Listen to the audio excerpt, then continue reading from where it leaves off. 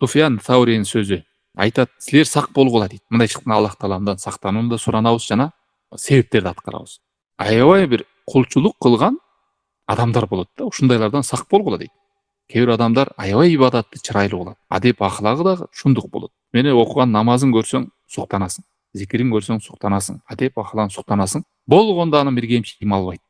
Ал эмнени алып келет? Ал сөзсүз бидаттарда жүрөт. Ал сөз ушундай бир ибадат менен илимден алыстагандайын бир балелерге жолугат. Кээ бир адамдар ага ишенет дагы, мындай жакшылыктарды кылып атпай деп, анын кылгандарын кылып туурап кетет. Ошол жахил, бирок ибадаты бар, жакшы мүнөзү бар адам канча деген адамдарды жамандыкка тартып кетиши мүмкүн, бидат иштерге.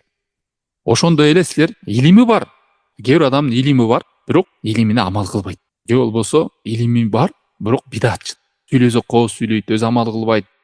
Динге каршы нерселер, ар кандай философияларды киргизип алган, Куранга, сүннөткө сөздөрү байланбаган, ар кандай бир эрежелерди, диндеги жок нерсе таянуу адамдарга таң улап, анан канча деген карапайым адамдар бул деле илимди сүйлөп атпайбы эми, мунун деле бир билгени бар чыгар, койчу эми турай берейин деп, ушул эки түрлүү адам көп адамдарды жаман жолго азгырып кетет деп атат. Ушул нерседен силер эй адамдар сак болгула деп улуу имам Саури бизди эскертип атат. Сылык сыпаа жүргөн, ибадатчыл болгон, өзүн бир кулчулугун мыкты көргөзгөн, бирок илими жок надан адам болушу мүмкүн.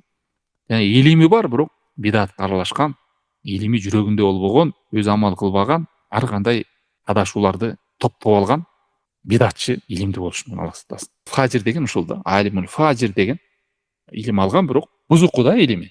Ибн Кайым рахимахуллахнын сөзү чындыгында адамдар эки эле адамдарды ээрчишет. Же алымдарды ээрчийт, же ибадатчыл адамдар. Ошон үчүн жана тарых китептерди окусаңыз, ушундай захид болгон, дүйнөгө көңүл бурбаган, аябай жумшак болгон, мечиттен чыкпаган, мындай болгон дегенде жүрөгүңүз ойгонуп атабы? Жүрөгү ойгонот. Мындай мүнөзгө кантип жеттири деп. Ошондой адам мүнөзгө ээ болуп калат кээ бирлер, бирок илими жок да. Анан аны ээрчип келип сурап баштайт, бир нерсени айтып коет, мен ушинтип кылып жүрөм, жакшы эле анан мындай болуп атат деп баштайт.